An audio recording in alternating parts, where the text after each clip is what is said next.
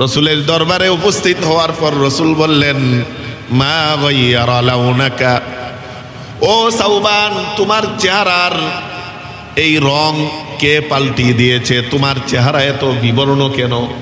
তোমার চেহারাতে এত কষ্ট কেন? তখন সাওবান রাদিয়াল্লাহু তাআলা উত্তর দিলেন, ইয়া রাসূলুল্লাহ, মা বি দুররুন ওয়ালা ওয়াজাউন। ইয়া রাসূলুল্লাহ, আমার চেহারা বিবর্ণ হওয়ার কোনো কারণ নেই, আমার কোনো আলহামদুলিল্লাহ রোগ নাই, অসুস্থতা নাই, কোনো কষ্ট নাই, কোনো পেরেশানি নাই, কোনো চিন্তাও নাই। সব কিছু থেকে আল্লাহ আমাকে সুস্থ রেখেছেন, মুক্ত রেখেছেন। তবে একটা বিষয়, যখনই আমি বাড়িতে আপনাকে স্মরণ করি, স্মরণ করার সাথে সাথে ইস্তাউ হাসতু ওয়াহশাতান শাদীদা হাত্তা আলকাক, যখনই আমি বাসায় চলে যাই আর আপনাকে স্মরণ হয়, স্মরণ হওয়ার সাথে সাথে আমার মনটা অস্থির হয়ে যায়, পাগল হয়ে যায়। এমন ভাবে অস্থিরতা অনুভব করি, দৌড়ে আপনার দরবারে চলে আসি আপনাকে দেখার জন্য। আপনাকে এক নজর দেখলে আমার মনটা আবার শান্ত হয়ে যায়। তবে আজকে একটা বিষয় আমার বাড়িতে গিয়ে মনে হয়েছে, হাইরে, যখনই আমার মন অস্থির হয়ে যায়, আমি রসুলের দরবারে উপস্থিত হয়ে মনকে প্রশান্ত করে ফেলি। তবে মনে হয়েছে কিয়ামতের দিন আপনি তো জান্নাতে প্রবেশ করে যাবেন, জান্নাতে প্রবেশ করলেও তো রুফিয়াত মা'আন নাবিয়িন, আপনার জান্নাতে অবস্থান তো আমি সাওবানের সাথে হবে না। আপনি নবীর জান্নাত তো হবে সকল নবীদের উপরের সর্বস্তরের জান্নাত, বলি সুবহানাল্লাহ। সবচেয়ে উপরের জান্নাতে আপনার অবস্থান হবে। আমি সাওবান তো যদিও জান্নাতে প্রবেশ করি, আমার ঠিকানা হবে কোন রকম জান্নাতে। তখন যদি আমার মনে চায় আপনি রাসূলকে দেখতে, আমি কিভাবে আপনাকে দেখব? আর যদি আমি জাহান্নামী হয়ে যাই, আমি সাওবান যদি জাহান্নামে চলে যাই, আর কোনোদিন তো আপনাকে আর দেখতে পারবো না। এই যে একটা কষ্ট আমার হৃদয়ে জুড়ে বসেছে, এই কষ্টের কারণে আমার চেহারার রং পরিবর্তন হয়ে গেছে, বলি আল্লাহু আকবার। এই কষ্টটা অনুভব করে চেহারায় রং পরিবর্তন হয়ে গেছে। রাসূল করিম সাল্লাল্লাহু আলাইহি ওয়াসাল্লাম সাওবানের এই অনুভূতি শুনে আর কথা বলছেন না, মুখ দিয়ে কোনো কথা আসছে না, জবাব আসছে না, কোনো হাদিস আসছে না, চুপ করে রয়েছেন। হাই হাই, কি হবে এই সাওবানের, কি হবে আমার সাহাবাদের যদি তারা জান্নাতে আমার সাথে সাক্ষাৎ করতে না পারে? তাদের মনের কষ্টে রসুলও কষ্ট পাচ্ছেন। সাথে সাথে জিবরাইল আমিন উপস্থিত হয়ে গেলেন। সূরাতুন নিসার 69 নম্বর আয়াত নিয়ে হাজির হয়ে গেলেন। জিবরাইল আমিন বলে দিলেন, ইয়া রাসূলুল্লাহ, আপনি তেলাওয়াত করে শুনিয়ে দিন, ওয়া মাইয়ুতিইল্লাহা ওয়ার রাসূল ফাউলাইকা মা'আল্লাযীনা আন'আমাল্লাহু আলাইহিম মিনান নাবিয়্যিন والصديقين والشهداء والصالحين وحسن أولئك رفيقا, বলি আল্লাহু আকবার। এই সাওবান রাদিয়াল্লাহু তাআলা আনহুকে শান্ত করার জন্য আল্লাহ তাআলা আয়াত নাযিল করে দিলেন। কি সে আয়াত? আয়াতে আল্লাহ বলেন, যারা নাকি রাসূলকে অনুসরণ করবে তাদের ঠিকানা ফাউলাইকা মা'আল্লাযীনা আন'আমাল্লাহু আলাইহিম, আল্লাহ যাদেরকে নিয়ামত দিয়েছেন, নবী, সিদ্দিক, শুহাদা, তাদের সাথেই কিয়ামতে জান্নাতে তাদের অবস্থান হবে। قال تعالى في كلامه المجيد بعد أعوذ بالله من الشيطان الرجيم بسم الله الرحمن الرحيم ومن يطع الله والرسول فأولئك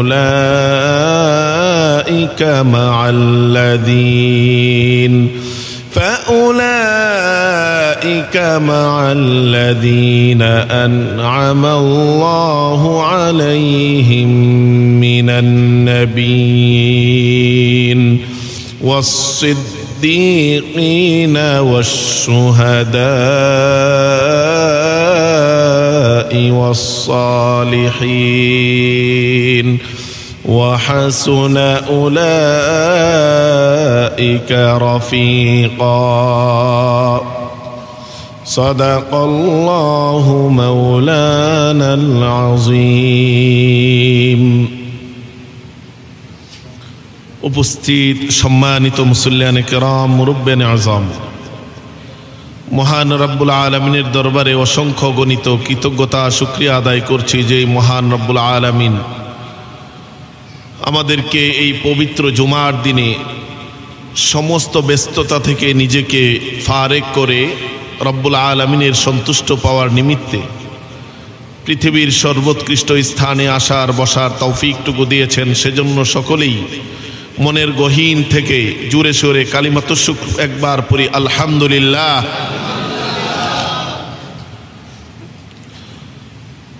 আমরা জানি কেন ভালোবাসবো,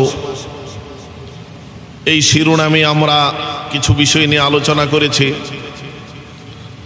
আজকে ইনশাআল্লাহ আমরা আলোচনা করব সাহাবায়ে কেরাম রিদওয়ানুল্লাহি আলাইহিম আজমাইন রাসূলকে যেমন ভালোবেসেছিলেন, সাহাবারা রাসূলকে কেমন ভালোবাসতেন তার কিছু নমুনা, কিছু দৃষ্টান্ত ইনশাআল্লাহ আমরা জানব এবং তারই আলোকে নিজেরাও যেন আমরা রাসূলকে সেভাবে ভালোবাসতে পারি, রাসূলের সাহচর্য পেতে পারি, রাসূলের সুপারিশ পেতে পারি, রাসূলের আদর্শকে সেভাবে ইনশাআল্লাহ গ্রহণ করব। তো সাহাবায়ে কেরাম রিদওয়ানুল্লাহি আলাইহিম আজমাইন বাস্তবিক অক্ষরেই রাসূলকে তাদের জীবনের চেয়ে বেশি ভালোবাসতেন, তাদের পরিবারের চেয়ে বেশি ভালোবাসতেন, সন্তান সন্ততির চেয়ে বেশি ভালোবাসতেন, সম্পদ যা আছে এর চেয়েও বেশি ভালোবাসতেন প্রিয় রাসূলকে। আলী রাদিয়াল্লাহু তাআলা আনহুকে জিজ্ঞেস করা হয়েছে, ও আলী, রাসূলকে কেমন ভালোবাসো? আলী রাদিয়াল্লাহু তাআলা আনহু উত্তর দিয়েছেন, ইন্নাহু লাআহাব্বু ইলাইনা মিন আওলাদিনা ওয়া মিন আনফুসিনা ওয়া মিন আবাইনা ومن أعمالنا ومن أموالنا। নবীজি আমাদের কাছে আমাদের সন্তান সন্ততি, আমাদের পিতামাতা, আমাদের সম্পদ, এমনকি আমাদের নিজের জীবনের চেয়ে সবচেয়ে বেশি প্রিয়। বলি সুবহানাল্লাহ। এবং আলী রাদিয়াল্লাহু তাআলা আনহু বলেছেন, ওয়া মিনাল মাইল বারিদি আলাল যামাই, মরুভূমির মধ্যে ঘুরতে ঘুরতে হয়রান হয়ে পিপাসার্ত হয়ে অন্তর যখন ফেটে যাওয়ার অবস্থা হয়, পানি পানি বলে চিৎকার করতে থাকে একজন মানুষ জীবন বাঁচাতে, ওই পিপাসার্ত একজন মানুষের কাছে ঠান্ডা পানি যদি নিয়ে দেওয়া হয় কেমন প্রিয় হবে। ফ্রিজের একটু পানি যদি দেওয়া হয় তার কাছে ফ্রিজের পানির চেয়ে পৃথিবীর আর কিছু প্রিয় হবে না। তখন তার নিকট কোটি কোটি টাকা দিলেও সেটা নিবে না, বলে আমার জীবন বাঁচতেছে না, টাকা দিয়ে কি করব, পয়সা দিয়ে কি করব, গাড়ি দিয়ে কি করব, বাড়ি দিয়ে কি করব, একটু পানি আসি কেনা বন্ধুরা দাও, পানি দিয়ে আমার আগে জীবনটা বাঁচাই। সেই মরুভূমির কঠিন তাপের মধ্যে একজন মানুষ জীবন বাঁচাতে যেমনিভাবে পানি তালাশ করে, পানি যেমনিভাবে তার কাছে অনেক প্রিয় বস্তু হয়ে যায়, তার সব কিছু থেকে তার কাছে পানি সবচেয়ে প্রিয় এবং ভালোবাসার পাত্র হয়ে যায়, আলী রাদিয়াল্লাহু তাআলা আনহু বলেন ওই ব্যক্তির কাছে যেমনিভাবে ঠান্ডা পানি সবচেয়ে বেশি প্রিয়, আমাদের নিকট ওই ব্যক্তির মতো রাসূল সবচেয়ে বেশি প্রিয়। রাসূলের চেয়ে প্রিয় আর কিছু নাই।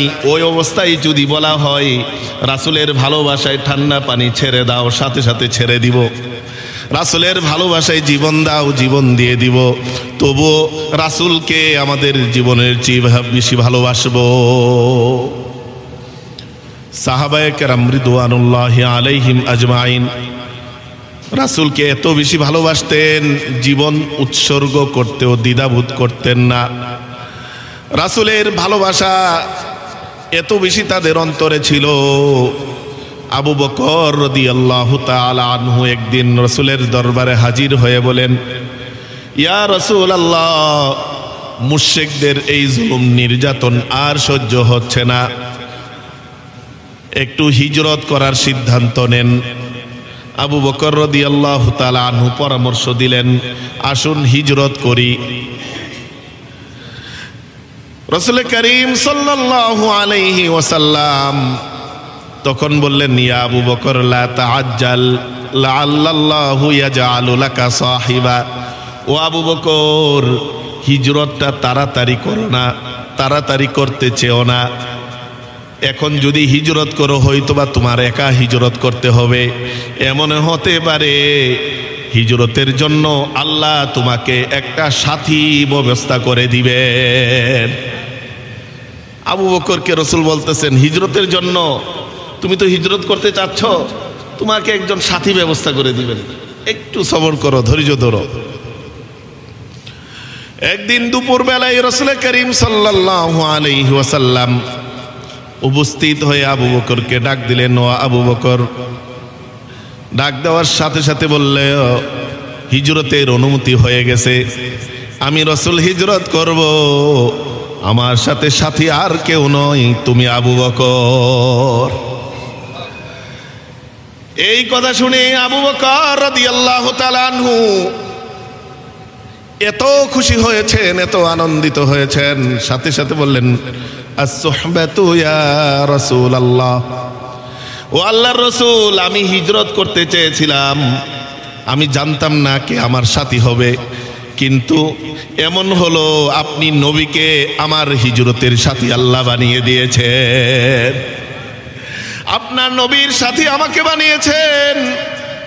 আয়েশা রাদিয়াল্লাহু তাআলা আনহা বলেন, আমি এর আগে কোনোদিন দেখি নাই মানুষ খুশিতে কান্না করতে।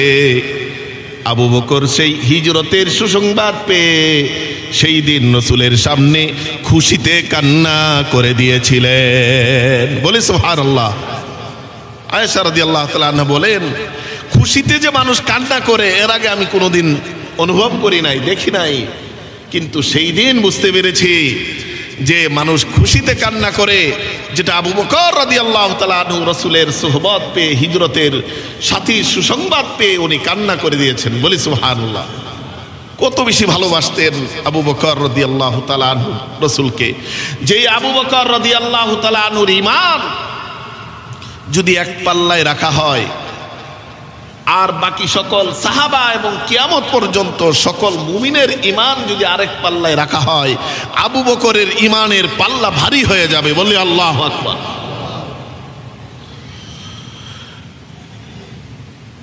রাসূল করিম সাল্লাল্লাহু আলাইহি ওয়াসাল্লামকে সাহাবারা এত বেশি ভালোবাসতেন, তার সাহচর্য চাইতেন। এক সাহাবা একদিন রাসূলের সামনে উপস্থিত হয়ে জিজ্ঞেস করলেন, মাতা সাআতু ইয়া রাসূলুল্লাহ। আনাস রাদিয়াল্লাহু তাআলা আনহু হাদিসটি বর্ণনা করেছেন। বুখারী শরীফের 6171 নম্বর হাদিস। একদিন এক সাহাবী এসে রাসূলকে বলেন, ইয়া রাসূলুল্লাহ, কিয়ামত কবে হবে? রাসূল জিজ্ঞেস করলেন ওয়ামা আ'দাত্তা লাহা, ও সাহাবী তুমি কিয়ামতের কথা জিজ্ঞেস করতেছো, এখন যদি কিয়ামত সংগঠিত হয়ে যায় কিয়ামতের জন্য তুমি কি প্রস্তুত রেখেছো, কি আমল তুমি তৈরি করেছো? কিয়ামত সংগঠিত হয়ে যাওয়া মানেই হলো আল্লাহর সামনে দাঁড়াতে হবে, তোমার নিজের জীবন সম্পর্কে জিজ্ঞাসিত হবে, প্রতিটা সেকেন্ড প্রতিটা মুহূর্ত সম্পর্কে আল্লাহর কাছে জবাব দিতে হবে। তুমি এমন কি আমল করেছো কিয়ামত সম্পর্কে তুমি জিজ্ঞেস করতেছো? সাহাবা উত্তর দিলেন ইয়া রাসূলুল্লাহ মা কুনতু বিকাসীরিন মিন সালাতিন ওয়ালা সাওমিন ওয়ালা সাদাকাতিন ওয়ালাকিন্নী উহিব্বুল্লাহ ওয়া রাসূলাহ। ইয়া রাসূলুল্লাহ কিয়ামত সম্পর্কে জিজ্ঞেস করেছি ঠিক, আমি বেশি নামাজও পড়তে পারি নাই, আমি বেশি রোজাও রাখতে পারি নাই, আমার এত সম্পদও নাই যে বেশি বেশি দান করে আল্লাহর কাছে দানবীর হয়ে আমি কিয়ামতের দিন উঠব। এসব আমল আমি বেশি কিছু প্রস্তুতি হিসেবে নিতে পারি নাই, তবে একটা আমার প্রস্তুতি আছে, সেটা হলো আমি আল্লাহ এবং আল্লাহর রাসূলকে আমার জীবনের চেয়ে বেশি ভালোবাসি। সাথে সাথে রাসূল করিম সাল্লাল্লাহু আলাইহি ওয়াসাল্লাম বলেন আনতা মা'a মান আহবাবতা, ও সাহাবী তোমার এত বেশি রোজা রাখবে না, এত বেশি নামাজ লাগবে না, এত বেশি নেক আমল লাগবে না। হ্যাঁ ফরজ নেক আমলগুলো তো অবশ্যই লাগবে, তবে এর পাশাপাশি তুমি যাকে ভালোবেসেছো, আর ভালোবাসার অর্থই হলো আদর্শ অনুসরণ করে ভালোবাসা। তুমি আদর্শ অনুসরণের মাধ্যমে যার ভালোবাসা তোমার অন্তরে আছে কিয়ামতের দিন তুমি তোমার অবস্থান তার সাথে হবে। বলি আল্লাহু আকবার। আনতা মা মান আহবাবতা, তুমি যাকে ভালোবেসেছো তার সাথেই তোমার হাসর হবে, নাসর হবে, তার সাথেই তোমার জান্নাতে অবস্থান হবে। বলি সুবহানাল্লাহ। তোমার অন্তরে যদি রাসূলের ভালোবাসা থাকে রাসূলের সাথেই তুমি জান্নাতে থাকবে। তোমার অন্তরে যদি ফেরাউন, হারুন, করুন, নমরুদ, নাস্তিক, মুরতাদ এদের ভালোবাসা থাকে তাহলে তাদের সাথে তোমার হাসর হবে, নাসর হবে, তাদের সাথে জাহান্নামে তোমার অবস্থান হবে। রাসূল বলেন আনতা মা মান আহবাবতা, যাকে ভালোবাসো তার সাথেই তোমার হাসরের ঠিকানা হবে। আনাস রাদিয়াল্লাহু তাআলা আনহু বলেন, উনি এই হাদিসের বর্ণনাকারী, উনি বলেন ফামা ফারিহনা বিশাইইন মা ফারিহনা বিকাউলি রাসূলিল্লাহি সাল্লাল্লাহু আলাইহি ওয়াসাল্লাম আনতা মা মান আহবাবতা। আনাস রাদিয়াল্লাহু তাআলা আনহু বলেন রাসূলের এই কথাটাই এত বেশি খুশি হয়েছি অন্য কোনো হাদিস দ্বারা, অন্য কিছু রাসূলের কোনো কথা দ্বারা আমরা এত খুশি হইনি। কেন কেন? আনাস রাদিয়াল্লাহু তাআলা আনহু বলেন ফাআনা উহিব্বুন নাবিয়্যা সাল্লাল্লাহু আলাইহি ওয়াসাল্লাম ওয়া উহিব্বু আবা বকর ওয়া উমর ওয়া ইন লাম আ'মাল মিসলাহুম ফাআরজু আন আকুনা মা'আহুম। আনাস বলেন আমি আবু বকরকে ভালোবাসি, আমি উমরকে ভালোবাসি, আমি রাসূলকে ভালোবাসি, আমার জীবনের চেয়ে বেশি ভালোবাসি। তাই রাসূল যে বলেছেন যাকে ভালোবাসো তার সাথে তোমার হাসরের ঠিকানা হবে, এই কথাটাই এত বেশি খুশি হয়েছি যে যদিও আমি রাসূলের মতো আমল করতে পারি না, আবু বকরের মতো আমল করতে পারি না, উমরের মতো আমল করতে পারি না, কিন্তু রাসূলের এই কথাই, এই সুসংবাদে আশা রাখি রাসূলের সাথে, উমরের সাথে, আবু বকরের সাথে আমি জান্নাতে থাকব। বলে সুবহানাল্লাহ। যে আমি যদিও আবু বকর, উমর আর রাসূলের মতো আমল করি না, কিন্তু যেহেতু তাদেরকে ভালোবাসি আশা রাখি রাসূলের এই সুসংবাদ বাণীর কারণে আমি আশা রাখি যে আমি তাদের সাথে জান্নাতে অবস্থান করব। বলি সুবহানাল্লাহ। আর এক হাদিসে, যেই হাদিসটি আল্লামা নাসিরউদ্দিন আলবানী রহিমাহুল্লাহ উনি তার সিরাত গ্রন্থে এনেছেন, তাফসীরে বাগাবীতে আল্লামা বাগাবী রাহিমাহুল্লাহ এই হাদিসটি উল্লেখ করেছেন, যেই হাদিসটি হলো সাউবান মাওলা রাসূলুল্লাহ সাল্লাল্লাহু আলাইহি ওয়াসাল্লাম, রাসূলের আজাদকৃত একটি গোলাম, তার নাম হলো সাউবান রাদিয়াল্লাহু তাআলা আনহু। এই সাউবান রাদিয়াল্লাহু তাআলা আনহু রাসূলকে এত বেশি ভালোবাসতেন, যখন রাসূলের দরবার থেকে চলে যেতেন তার মন স্থির হয়ে যেত, কখন আবার রাসূলের দরবারে আসবেন, রাসূলকে দেখবেন। একদিন সাউবান রাদিয়াল্লাহু তাআলা আনহু রাসূলের দরবারে খুব চিন্তিত পেরেশানি একটা মন নিয়ে, একটা মুখ নিয়ে রাসূলের দরবারে উপস্থিত হয়েছে। তার চেহারা অনেক বিবর্ণ, চেহারাতে অনেক বেশি কষ্ট, নিদারুণ কষ্ট অনুভব হচ্ছে। রাসূলের দরবারে উপস্থিত হওয়ার পর রাসূল বললেন, মা গায়্যারা লাউনাকা, ও সাউবান, তোমার চেহারার এই রং কে পাল্টিয়ে দিয়েছে? তোমার চেহারা এত বিবর্ণ কেন? তোমার চেহারাতে এত কষ্ট কেন? তখন সাউবান রাদিয়াল্লাহু তাআলা উত্তর দিলেন, ইয়া রাসূলুল্লাহ মা বি দুররুন ওয়ালা ওয়াজাউন, ইয়া রাসূলুল্লাহ, আমার চেহারা বিবর্ণ হওয়ার কোনো কারণ নেই, আমার কোনো আলহামদুলিল্লাহ রোগ নাই, অসুস্থতা নাই, কোনো কষ্ট নাই, কোনো পেরেশানি নাই, কোনো চিন্তাও নাই, সব কিছু থেকে আল্লাহ আমাকে সুস্থ রেখেছেন, মুক্ত রেখেছেন।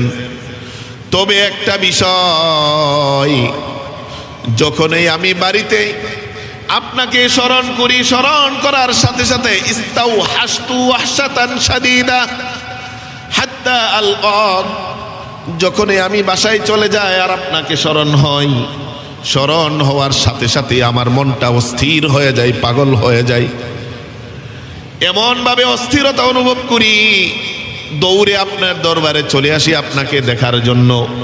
আপনাকে এক নজর দেখলে আমার মনটা আবার শান্ত হয়ে যায়। তবে আজকে একটা বিষয় আমার বাড়িতে গিয়ে মনে হয়েছে, হাইরে, যখনই আমার মন অস্থির হয়ে যায় আমি রাসূলের দরবারে উপস্থিত হয়ে মনকে প্রশান্ত করে ফেলি। তবে মনে হয়েছে কিয়ামতের দিন আপনি তো জান্নাতে প্রবেশ করে যাবেন, জান্নাতে প্রবেশ করলেও তো রুফিয়াত মা'আন নাবিয়িন, আপনার জান্নাতে অবস্থান তো আমি সাউবানের সাথে হবে না। আপনি নবীর জান্নাত তো হবে সকল নবীদের উপরের সর্বস্তরের জান্নাত, বলি সুবহানাল্লাহ।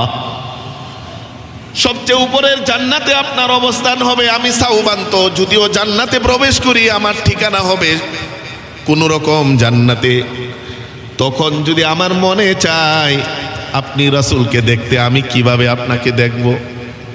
আর যদি আমি জাহান্নামী হয়ে যাই, আমি সাউবান যদি জাহান্নামে চলে যাই, আর কোনোদিন তো আপনাকে আর দেখতে পারবো না। এই যে একটা কষ্ট আমার হৃদয়ে জুড়ে বসেছে, এই কষ্টের কারণে আমার চেহারার রং পরিবর্তন হয়ে গেছে, বলি আল্লাহু আকবার। এই কষ্টটা অনুভব করে চেহারায় রং পরিবর্তন হয়ে গেছে। রাসূল করিম সাল্লাল্লাহু আলাইহি ওয়াসাল্লাম সাউবানের এই অনুভূতি শুনে আর কথা বলছেন না, মুখ দিয়ে কোনো কথা আসছে না, জবাব আসছে না, কোনো হাদিস আসছে না, চুপ করে রয়েছেন। হাই হাই, কি হবে এই সাউবানের, কি হবে আমার সাহাবাদের যদি তারা জান্নাতে আমার সাথে সাক্ষাৎ করতে না পারে? তাদের মনের কষ্টে রাসূলও কষ্ট পাচ্ছেন। সাথে সাথে জিবরাইল আমিন উপস্থিত হয়ে গেলেন। সূরাতুন নিসার 69 নম্বর আয়াত নিয়ে হাজির হয়ে গেলেন। জিবরাইল আমিন বলে দিলেন, ইয়া রাসূলুল্লাহ, আপনি তেলাওয়াত করে শুনিয়ে দিন, ওয়া মাইয়ুতিইল্লাহা ওয়ার রাসূল ফাউলাইকা মা'আল্লাযীনা আন'আমাল্লাহু আলাইহিম মিনান নাবিয়্যিন والصديقين والشهداء والصالحين وحسن أولئك رفيقا, বলি আল্লাহু আকবার। এই সাওবান রাদিয়াল্লাহু তাআলা আনহুকে শান্ত করার জন্য আল্লাহ তাআলা আয়াত নাযিল করে দিলেন। কি সেই আয়াত? আয়াতে আল্লাহ বলেন, যারা নাকি আল্লাহকে অনুসরণ করবে, যারা নাকি রাসূলকে অনুসরণ করবে, তাদের ঠিকানা ফাউলাইকা মাআল্লাযীনা আন'আমাল্লাহু আলাইহিম, আল্লাহ যাদেরকে নিয়ামত দিয়েছেন, নবী, সিদ্দিক, শুহাদা, তাদের সাথেই কিয়ামতে জান্নাতে তাদের অবস্থান হবে। বলে সুবহানাল্লাহ। অর্থাৎ এটা বুঝাতে চেয়েছেন, ও সাওবান, তুমি যদি আল্লাহর অনুসরণ করো, আমি রাসূলের অনুসরণ করো, আমি রাসূলের আদর্শকে যদি তোমার জীবনে বাস্তবায়ন করতে পারো, তাহলে আমি নবীর সাথেই তোমার জান্নাতে অবস্থান হবে। তাই আমাকে না দেখার যে কষ্ট, এই কষ্ট আর থাকবে না। হ্যাঁ, তোমার যখনই মনে হবে আমি নবীকে দেখবা, সাথে সাথে আমি নবীর সামনে অটোমেটিকলি উপস্থিত হয়ে যাব। বলি সুবহানাল্লাহ। আর উপস্থিত হতে হবে না, সকলে একজন আর একজনের মুখোমুখি হবে। বলি সুবহানাল্লাহ। আল্লাহ তাআলা কোরআনে বলেন যে জান্নাতীরা একে অপরের মুখোমুখি অবস্থান করবে, কেউ কারো পিছনে থাকবে না। বলি সুবহানাল্লাহ। যখনই মন চাবে রাসূলকে দেখতে, সামনেই দেখতে পারবে। বলি সুবহানাল্লাহ। তাই এই যে কষ্ট, যে আমি নিম্ন স্তরে জান্নাতে থাকবো, রাসূল উচ্চ স্তরে জান্নাতে থাকবে, দেখতে পারবো কি পারবো না, সেই কষ্ট আর তোমার মনে থাকার প্রয়োজন নাই। তখন সাওবান রাদিয়াল্লাহু তাআলা আনহু অত্যন্ত খুশি হয়ে বাড়িতে ফিরে গেলেন এবং রাসূলের আদর্শকে, রাসূলের ভালোবাসাকে ধারণ করে নিজের জীবনের শেষ বিন্দুটুকু জিয়ে রেখে রাসূলের আদর্শকে বাস্তবায়ন করে গেছেন। বলি সুবহানাল্লাহ। সাহাবায়ে কেরাম রিদওয়ানুল্লাহি আলাইহিম আজমাইন রাসূলকে এত বেশি ভালোবাসতেন। কেমন ভালোবাসতেন? উরওয়া ইবনে মাসউদ আস-সাকাফি, যিনি তখনও মুসলমান হন নাই, এই হাদিসটি বুখারী শরীফের 2732 নম্বর হাদিস। উরওয়া ইবনে মাসউদ রাদিয়াল্লাহু তাআলা আনহু, যিনি পরবর্তীতে ইসলাম গ্রহণ করেছেন, উনি যখন মুশরিক ছিলেন, কাফের ছিলেন, হুদাইবিয়া সন্ধির সময় এই মক্কাবাসীর মুশরিকদের পক্ষ থেকে একজন প্রতিনিধি হয়ে রাসূলের সাথে সাক্ষাৎ করেছিলেন। সেই হুদাইবিয়া সন্ধিতে উরওয়া ইবনে মাসউদ সে বলে সেখানে গিয়ে রাসূলকে ভালোভাবে সে পর্যবেক্ষণ করেছে। সাহাবায়ে কেরাম রাসূলের সাথে কেমন আচরণ করে সেটাও ভালোভাবে স্বচক্ষে দেখেছে। উরওয়া ইবনে মাসউদ যখন মক্কায় ফিরে আসলো, হুদাইবিয়া সন্ধি চুক্তি করার পরে এসেই যেটা খবর দিয়েছে, সে বলেছে, ওয়াল্লাহি ইয়া কওম লাকাদ ওয়াফাতু কিসরা ওয়া কাইসার ওয়ান নাজাশি ওয়াল্লাহি ইন রাআইতু মালিকান আতুন ইউআযযিমুহু আসহাবুহু মা ইউআযযিমু আসহাবু মুহাম্মাদিন মুহাম্মাদা। উরওয়া ইবনে মাসউদ সেই হুদাইবিয়া সন্ধির পর যখন মক্কায় ফিরে আসলেন, মক্কায় এসে কুরাইশবাসীকে বললেন, ও কুরাইশবাসী, ও কাফের মুশরিকরা, কিছু বিষয় আমি স্বচক্ষে দেখে এসেছি। আমি প্রতিনিধি হয়ে বিভিন্ন রাজা বাদশার কাছে গিয়েছি, রোম পারস্য সম্রাট কাইসারের দরবারে গিয়েছি, পারস্যের সম্রাট কিসরার দরবারে গিয়েছি, হাবশার সম্রাট নাজাশির দরবারে গিয়েছি।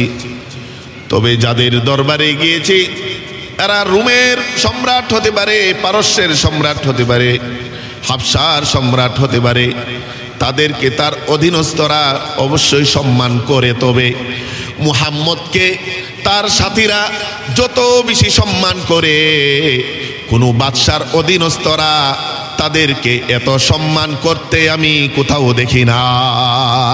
বলি সুবহানাল্লাহ।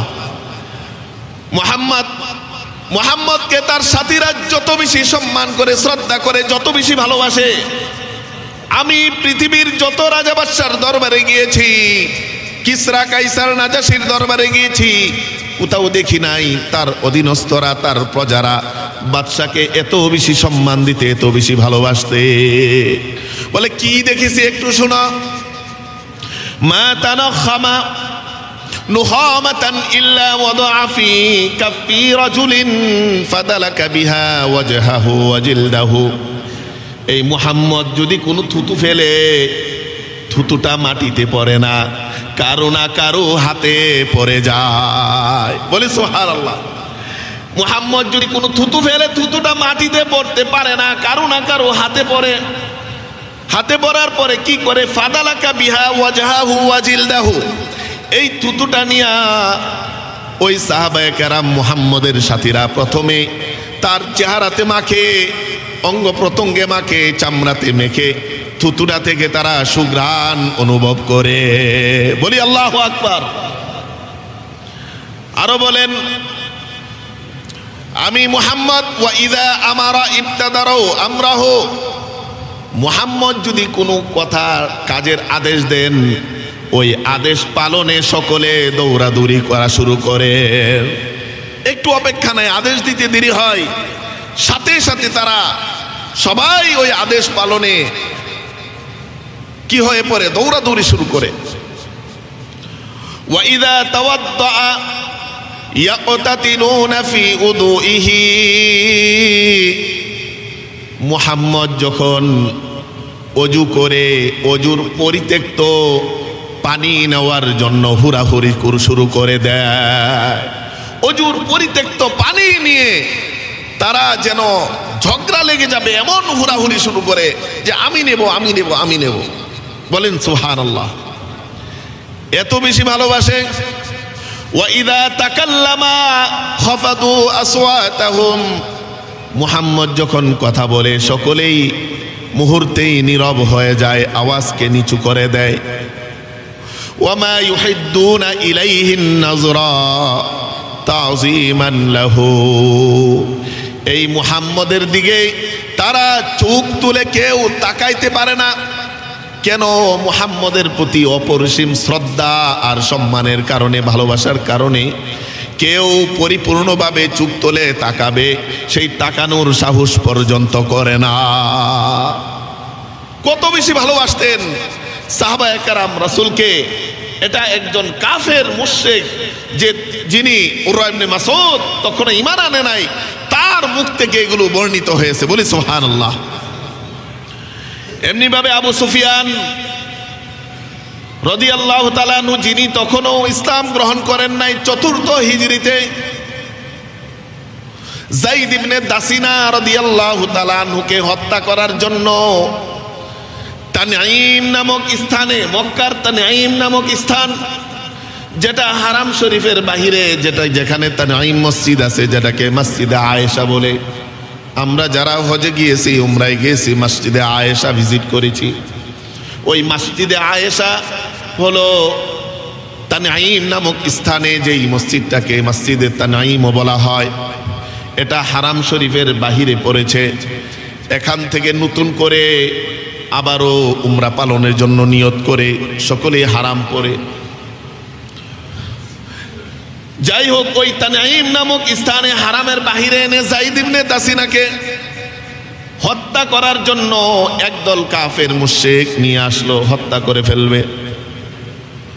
হত্যা করার আগে আবু সুফিয়ান বলল, ও যায়েদ ইবনে দাসিনা, তোমাকে একটা কথা বলতে চাই, তোমাকে আমরা মুক্তি দিয়ে দিব, মুক্তি, হত্যা করব না। তবে একটা বিষয় চাই, তুমি এটা স্বীকার করো, তোমার এই জায়গায় তোমার গর্দান আমরা উড়িয়ে ফেলবো, তোমার গর্দানকে আমরা আলগা করে ফেলবো, তোমাকে হত্যা করব। তোমার জায়গায় মুহাম্মদকে আমরা হত্যা করতে চাই, এতে তুমি রাজি আছো কিনা? তুমি বাড়িতে অবস্থান করবা, তোমাকে ছেড়ে দিব। তোমার জায়গায় মুহাম্মদকে এনে হত্যা করব, এই যদি রাজি থাকো তাইলেই তোমাকে ছেড়ে দিব। বলি নাউজুবিল্লাহ। যায়েদ ইবনে দাসিনা রাদিয়াল্লাহু তাআলা আনহু বলেন, ওরে কাফের মুশরিক দলেরা, আমার জীবন তো যাবে দূরের কথা, রাসূল আমি জীবিত থাকতে রাসূলের গায়ে একটা কাঁটা বিঁধবে, এই কষ্টটুকু আমি যায়েদ ইবনে দাসিনা সহ্য করতে পারবো না। আমি জীবিত থাইকা রাসূলের শরীরে একটা কাঁটা বিঁধবে, সেটাও তো মেনে নিব না, সেই কষ্ট তো আমি সহ্য করতে পারবো না। আর আমার জায়গায় রাসূলের গর্দান উড়িয়ে দিবে, এটা আমি রাজি থাকবো? প্রশ্নই আসে না। তখন আবু সুফিয়ান বলে যে আমি দুনিয়াতে মানুষ দেখছি ভালোবাসার মানুষ, কিন্তু মুহাম্মদকে, মুহাম্মদের সাথীরা যত বেশি ভালোবাসে আমি কাউকে দেখি নাই এত বেশি একজন আর একজনকে ভালোবাসতে। বলি সুবহানাল্লাহ। কে বলেছে? আবু সুফিয়ান। যখন তিনি যায়েদ ইবনে দাসিনাকে হত্যা করতেছে, সে কাফের মুশরিকদের লিডার হয়ে, কাফের মুশরিকদের মুখে সাহাবাদের ভালোবাসার বর্ণনা আমরা শুনছি। কেমন ভালোবাসতেন? আমর ইবনুল আস রাদিয়াল্লাহু তাআলা আনহু, মুসলিম শরীফের 121 নম্বর হাদিস হিসেবে হাদিসটি এসেছে। আমর ইবনুল আস রাদিয়াল্লাহু তাআলা আনহু মৃত্যুর সময় উনার ছেলেকে বলতেছেন, আমার কাছে এমন একটি সময় ছিল যখন মুহাম্মদকে হত্যা করা আমার ছিল ভাবনা, মুহাম্মদের মাথাকে গর্দান উড়িয়ে দেওয়া এটা ছিল আমার প্রিয় কাজ, কিন্তু একদিন আল্লাহ তাআলা আমার অন্তরে ইসলামের ভালোবাসা ঢুকিয়ে দিয়েছেন। তারপরে আমি মুহাম্মদের কাছে উপস্থিত হয়ে বললাম, ও মুহাম্মদ আপনার হাত দেন, বায়াত করতে চাই। রাসূল ডান হাতটা পড়ার আগে আমর ইবনুল আস রাদিয়াল্লাহু তাআলা আনহু বলেন, তবে শর্ত করতে চাই। বলে কি শর্ত? আইয়ু ফারালি, আল্লাহ যেন এই বায়াতের দ্বারা আমি আমর ইবনুল আসকে মাফ করে দেয়। বলি সুবহানাল্লাহ। মাফ যেন করে দেয়, এই শর্তটা করতে চায়। তখন প্রিয় নবী সাল্লাল্লাহু আলাইহি ওয়াসাল্লাম বলেন, ও আমর ইবনুল আস, তুমি কি জানো না, ইন্নাল ইসলাম ইয়াহদিমু মা কানা ক্বাবলাহু, ইসলামের অনুশাসন, ইসলাম যদি কেউ কবুল করে, ইসলামের পূর্বে যত অপরাধ আছে সকল অপরাধ ইসলাম গ্রহণের কারণে আল্লাহ মাফ করে দেয়। বলে সুবহানাল্লাহ। তুমি কি জানো না, কেউ যদি হজ করে, হজের আগে যত গুনাহ করে হজ তার গুনাহগুলোকে মিটিয়ে দেয়। তুমি কি জানো না, কেউ যদি ইসলামের জন্য হিজরত করে, হিজরতের আগে যত গুনাহ করবে আল্লাহ হিজরতের কারণে সকল গুনাহগুলোকে মিটিয়ে দিবে। রাসূল এই সুসংবাদ দেওয়ার পর সাথে সাথে আমর ইবনুল আস ইসলাম গ্রহণ করলেন। তখন বলেন, ওই দিন থেকে মুহাম্মদ কানা আহাব্বু ইলাইয়া, মুহাম্মদ ছিল আমার জীবনের সবচেয়ে বেশি প্রিয় বস্তু, প্রিয় ব্যক্তি। একদিন আগে ছিল মুহাম্মদ আমার কাছে, যাকে হত্যা করা ছিল আমার ভাবনা, একদিন পরেই মুহাম্মদ হয়ে গেছে আমার কাছে সবচেয়ে বেশি ভালোবাসার ব্যক্তি। বলি সুবহানাল্লাহ। এত ভালোবাসা অন্তরে হয়েছে, মা কুনতু উতিকু আন আমলা আইনাইয়া ইজলালান লাহু, মুহাম্মদের চেহারার দিকে আমি চোখ তুলে তাকায়া মনটা ভরে দেখব, সেই দেখতেও পারি নাই। মুহাম্মদের প্রতি এত শ্রদ্ধা আর সম্মান বেড়ে গিয়েছে। ওয়ালাউ সুইলতু আন আসিফাহু, যদি আমাকে কেউ প্রশ্ন করে মুহাম্মদ কেমন ছিলেন একটু বর্ণনা করেন, তার দৈহিক আকৃতি নিয়ে যদি কেউ প্রশ্ন করে, আমর ইবনুল আস বলেন, আমি রসুলের দৈহিক আকৃতি নিয়ে বর্ণনা করতে পারবো না, কারণ তার সম্মানার্থে কোনোদিন চোখটা ভরে, মনটা ভরে, প্রাণটা খুলে রসুলকে কোনোদিন আমি দেখতেও পারি নাই। বলে সুবহানাল্লাহ। এত ভালোবাসা, এত সম্মান, এত শ্রদ্ধা করতেন যে চোখ খুলে এভাবে ভালোভাবে দেখবেন সেটা পর্যন্ত করতে পারে নাই। এত বেশি ভালোবাসতেন সাহাবায়ে কেরাম রিদওয়ানুল্লাহি আলাইহিম আজমাইন রাসূলকে। আর এজন্য সাহাবারা বিভিন্ন ক্ষেত্রে নিজের জীবনকে উৎসর্গ করে দিয়েছেন। উহুদের যুদ্ধের ঘটনা আমরা সকলেই জানি। তালহা রাদিয়াল্লাহু তাআলা আনহু রাসূলকে রক্ষা করতে গিয়ে ওনার সারাটা শরীর তীরে বিদ্ধ হয়ে গিয়েছে, জাজরা হয়ে গিয়েছে। আবু দুজানা রাদিয়াল্লাহু তাআলা আনহু, তার সারাটা শরীর তীরে বিদ্ধ হয়ে গিয়েছে। তলহা ছিলেন এক পাশে, আবু দুজানা ছিলেন আর এক পাশে। রসুলের গায়ে যেন একটা তীর বিদ্ধ না হয়। রসুলের চেহারায় তীর আসতেছে দেখে তালহা রাদিয়াল্লাহু তাআলা আনহু তার হাতটা বাড়িয়ে দিলেন, হাতে তীর পড়েছে। হাতে এতগুলো তীর পড়েছে, ওই হাতটা সর্বশেষ অকিজু হয়ে গেছে, ওই হাতটা প্যারালাইজড হয়ে গিয়েছে। জীবনে যতদিন বেঁচে ছিলেন ততদিন ওই হাত দ্বারা উনি কিছু করতে পারে নাই, একমাত্র রসুলের ভালোবাসায় হাতকে অকিজু করে দিয়েছেন, বলি সুবহানাল্লাহ। শুধু তাই না, উহুদের যুদ্ধের পর যখন ছড়িয়ে গেল যে মুহাম্মদ হত্যা হয়েছে, মুহাম্মদকে হত্যা করে ফেলেছে, কাফেররা হত্যা করে ফেলেছে, বনু দিনারের এক মহিলা যার নাম সুমাইরা বিনতে কাইস রাদিয়াল্লাহু তাআলা আনহা, মহিলা সাহাবিয়া, উনি দৌড়ি শুরু করলেন, ছুটাছুটি শুরু করলেন। জিজ্ঞেস এক সাহাবীর সাথে দেখা, বলে কি খবর রসুলের? বলে রসুলের কি খবর জানি না, তবে তোমার স্বামী শাহাদাত বরণ করেছে। ওই মহিলা সুমাইরা বিনতে কাইস বলো, তুমি রাখো আমার স্বামীর খবর, বলো রসুলের খবর কি, জানো কি না? বলে না, জানি না। আরেকটু সামনে বাড়লেন, সামনে বেড়ে জিজ্ঞেস করলেন, মা ফাইলা রাসূলুল্লাহ সাল্লাল্লাহু আলাইহি ওয়াসাল্লাম, ও সাহাবারা রসুলের কি খবর জানোনি? বলে না, জানি তোমার ভাই শাহাদাত বরণ করেছে। বলে আমার ভাইয়ের খবর রাখো, রসুলের খবর থাকলে দাও। আবার সামনে বাড়লো, সামনে বেড়ে আবার জিজ্ঞেস করলেন, ও সাহাবী জানো কি আমার রসুলের খবর কি? বলল জানি না, তবে জানি তোমার বাবা শাহাদাত বরণ করেছে। ওই মহিলা বলে, বাবা শাহাদাত বরণ করেছে এই খবর আমাকে দিও না, রসুলের কি খবর সেটা আমাকে দাও। সামনে যাওয়ার পর জিজ্ঞেস করলো রসুলের কি অবস্থা? বললো হ্যাঁ রসুল ভালো আছে। বলে ভালো আছে শুনলেই হবে না, রসুলকে আমি দেখতে চাই সচক্ষে যে আসলে রসুল ভালো আছে। তখন রসুলকে ইশারা করে দেখিয়ে দিলেন, ওখানে যাও, রসুলকে দেখতে পারবা। সেখানে যাওয়ার পরে ওই মহিলা রসুলকে দেখে মনটা শান্ত হয়ে গেল, প্রাণটা শান্ত হয়ে গেল, চক্ষু শীতল হয়ে গেল। রসুলকে বলে উঠলেন, কুল্লু মুসিবাতিন বাদাকা জালালুন ইয়া রাসূলুল্লাহ, ও রাসূলুল্লাহ আমার স্বামী শাহাদাত বরণ করেছে, আমার বাবা শাহাদাত বরণ করেছে, আমার ভাই আজকের উহুদের যুদ্ধে শাহাদাত বরণ করেছে, তবে সব বিপদ আমার কাছে তুচ্ছ। আপনাকে সুস্থ দেখার পর কোনো বিপদ কোনো কষ্ট আমার অন্তরে নাই। বলি সুবহানাল্লাহ, বলি আল্লাহু আকবার। কেমন ভালোবেসেছেন! স্বামী ভাই বাবা সব শাহাদাত বরণ করেছে, কিন্তু রসুলের সামনে হাজির হয়ে বলে, কুল্লু মুসিবাতিন বাদাকা জালালুন ইয়া রাসূলুল্লাহ, আপনাকে সুস্থ পেয়ে পৃথিবীর যত মুসিবত আছে সকল মুসিবত আমার অন্তর থেকে মিটে গেছে, কোনো পেরেশানি কোনো চিন্তা আমার অন্তরে নাই। কারা শাহাদাত বরণ করলো আল্লাহর কিয়ামতের দিন তাদের সাথে সাক্ষাৎ হবে, কিন্তু আপনি নবী যদি আজকে শাহাদাত বরণ করতেন তাহলে ইসলামের আলো মিটিয়ে যেত।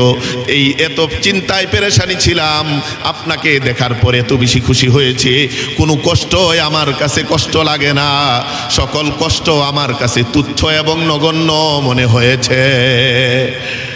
তাই রসুলকে এত বেশি ভালোবেসেছেন সাহাবায়ে কেরাম রিদওয়ানুল্লাহি আলাইহিম আজমাইন। এই ভালোবাসা যদি আমরা রাসূলকে ভালোবাসতে পারি অবশ্যই জান্নাতে যেতে পারবো। এতটুকু না, এর 100 ভাগের 1 ভাগও যদি আমরা রসুলের আদর্শ অনুসরণ করে ভালোবাসা দেখাইতে পারি, তাও আশা করা যায় যে রাসূলের প্রকৃত ভালোবাসা কিছুটা হলেও বাস্তব হবে। আনাস রাদিয়াল্লাহু তাআলা আনহু বলেন, কেমন ভালোবাসতেন দেখেন, যে আমার কাছে লাউ কদু যে একটা সবজি, এটা বেশি ভালো লাগে না, খেতে ভালো লাগে না। একদিন দেখলাম রসুল লাউকে খুব প্রাণ ভরে খুব ভালোবেসে খাচ্ছেন। জিজ্ঞেস করলাম, ইয়া রাসূলুল্লাহ লাউ কি আপনার কাছে অনেক বেশি প্রিয়? রসুল বললেন, হ্যাঁ লাউটা আমার কাছে অনেক ভালো লাগে। আনাস বলেন, একটু আগে ছিল লাউ আমার অপছন্দনীয় সবজি, এরপর থেকে লাউ খাওয়া শুরু করলাম, লাউ হয়ে গেল আমার কাছে পছন্দনীয় সবজি। বলি সুবহানাল্লাহ। আলী রাদিয়াল্লাহু তাআলা আনহু, আবু দাউদ শরীফের 2602 নম্বর হাদিস, এই হাদিসটা বলে শেষ করছি। আলী রাদিয়াল্লাহু তাআলা আনহু বলেন, একদিন আমি একটা যানবাহনে উঠলাম, একটা ঘোড়াতে উঠলাম, উঠার শুরুতে আমি বললাম বিসমিল্লাহ, উঠে বললাম আলহামদুলিল্লাহ, দোয়া পড়লাম সুবহানাল্লাযী সাখখারা লানা হাযা ওয়া মা কুন্না লাহু মুকরিনিন। এই দোয়াটা যানবাহনে উঠে পড়লাম। তাহলে এখানে একটু শিক্ষণীয় আছে। যানবাহনে ওঠার সময় কি পড়তে হবে? বিসমিল্লাহ। যখন গাড়িতে উঠবো, রিকশায় উঠবো, বিসমিল্লাহ। উঠে বসবো, করতে হবে আলহামদুলিল্লাহ। আলহামদুলিল্লাহ বলে ওই দোয়া পড়তে হবে, যানবাহনে চড়ার দোয়া। রাসূল যেটা আমাদেরকে শিখিয়ে গেছেন, কোরআনেও আসছে দোয়াটা, সূরাতুজ যুখরুফে আছে, সুবহানাল্লাযী সাখখারা লানা হাযা ওয়া মা কুন্না লাহু মুকরিনিন ওয়া ইন্না ইলা রাব্বিনা লামুনকালিবুন। এই দোয়াটা পড়ব। আলী রাদিয়াল্লাহু তাআলা আনহু বলেন এই দোয়াটা পড়লাম, পড়ার পরে আবার 3 বার আল্লাহু আকবার বললাম, তারপরে আবার 3 বার আলহামদুলিল্লাহ বললাম, তারপরে একটু হাসলাম, মুস্কি হাসলাম। এক সাহাবী সাথে জিজ্ঞেস করলো, ও আলী, আপনি যানবাহনে উঠেছেন, দোয়া পড়েছেন, সব পাক করেছেন, হাসলেন কেন? কোন জিনিস আপনাকে হাসিয়েছে? আলী বলেন যে আমি রসুলকে দেখেছি, উনি যখন যানবাহনে উঠতেন এই আমলটা কইরা একটু হাসি দিতেন, এজন্য আমি হাসি দিয়েছি। বলি সুবহানাল্লাহ। রসুল করতেন, এজন্যই করেছেন, এত বেশি ভালোবাসতেন। এই যে স্বর্ণের আংটি, স্বর্ণ যখন হারাম ছিল না, তখন সাহাবায়ে কেরাম সকলেই স্বর্ণের আংটি পরতেন। তো যখনই রসুলের কাছে স্বর্ণ হারাম হিসেবে, স্বর্ণ মহিলাদের জন্য নির্ধারিত হলো, পুরুষের স্বর্ণ পরা হারাম, তখন রসুল একটা আংটি নিলেন, সাহাবাদের নিয়ে পরলেন, পরে এটা খুলে ফেললেন, বললো এই আংটি আমি চিরদিনের জন্য খুলে ফেললাম। এটাও বলেন নাই যে এই আংটি পরা পুরুষের জন্য হারাম। যত সাহাবার কাছে এই স্বর্ণের আংটি ছিল, সাথে সাথে সব খুলে নিক্ষেপ করে ফেলে দিয়েছেন। বলি সুবহানাল্লাহ। সাহাবারা জানতে চান না যে এটা কি হালাল না হারাম, রসুল করেছেন যথেষ্ট, রসুল নিষেধ করেছেন যথেষ্ট। এত বেশি ভালোবাসতেন। আর আজকে আমরা সেই রসুলের উম্মত দাবি করি, রসুলের আদর্শ কোথায়? আজকে আমরা স্বর্ণ পরি, পুরুষরা স্বর্ণের চেন পরি, আংটি পরি। রসুল ফেলে দিয়েছেন, সাহাবারা ফেলে দিয়েছেন। এজন্য রাসূলকে ভালোবাসতে হবে, রাসূলের আদর্শ অনুসরণের মাধ্যমে। যেরকম ভালোবেসেছেন সাহাবায়ে কেরাম, রাজি আছি তো ইনশাআল্লাহ? আল্লাহ তাআলা আমাদেরকে সাহাবায়ে কেরাম রাসূলকে যেমন ভালোবেসেছেন আদর্শ অনুসরণের মাধ্যমে, ওই রকম ভালোবাসা প্রমাণ করে রাসূলের সাথে যেন জান্নাতে অবস্থান করতে পারি। আল্লাহ সকলকে কবুল করেন। সকলে বলে আমিন। ওয়া আখির দাওয়ানা আনিল হামদুলিল্লাহি রাব্বিল আলামিন। আমরা সুন্নতের জন্য একটু দাঁড়াবো, একটু বসি, 2-3 মিনিট, একটু মেহেরবানি।